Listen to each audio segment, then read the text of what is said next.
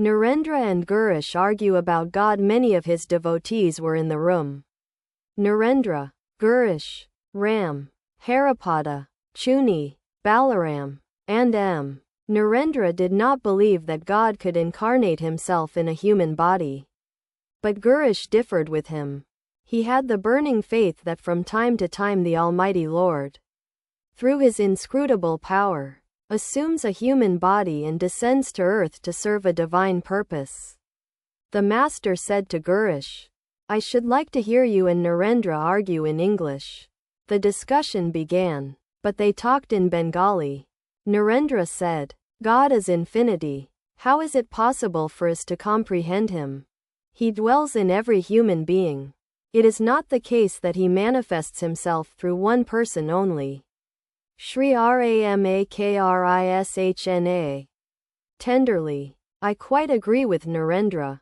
God is everywhere. But then you must remember that there are different manifestations of his power in different beings.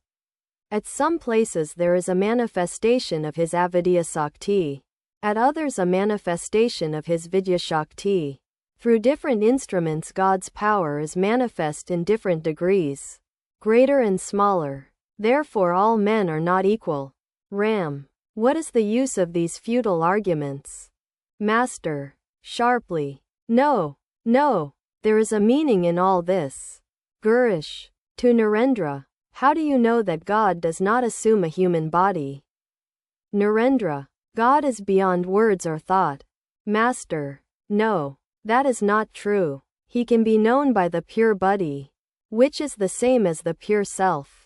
The seers of old directly perceived the pure self through their pure buddhi." Girish, to Narendra, "Unless God himself teaches men through his human incarnation, who else will teach them spiritual mysteries? God takes a human body to teach men divine knowledge and divine love. Otherwise, who will teach?" Narendra, "Why? God dwells in our own heart. He will certainly teach us from within the heart." Master, tenderly, "Yes, yes. He will teach us as our inner guide."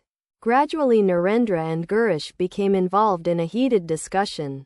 If God is infinity, how can he have parts? What did Hamilton say? What were the views of Herbert Spencer, of Tyndall, of Huxley? And so forth and so on. Master, to M. I don't enjoy these discussions. Why should I argue at all? I clearly see that God is everything. He himself has become all. I see that whatever is God. He is everything. Again, he is beyond everything. I come to a state in which my mind and intellect merge in the indivisible.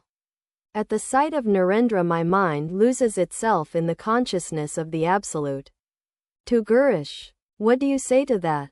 Girish, with a smile, "Why ask me? As if I understood everything except that one point." Quote, "All laugh." Master, again, "I cannot utter a word unless I come down at least 2 steps from the plane of samadhi." Sankara's non-dualistic explanation of Vedanta is true. And so is the qualified non-dualistic interpretation of Ramanuja. Quote,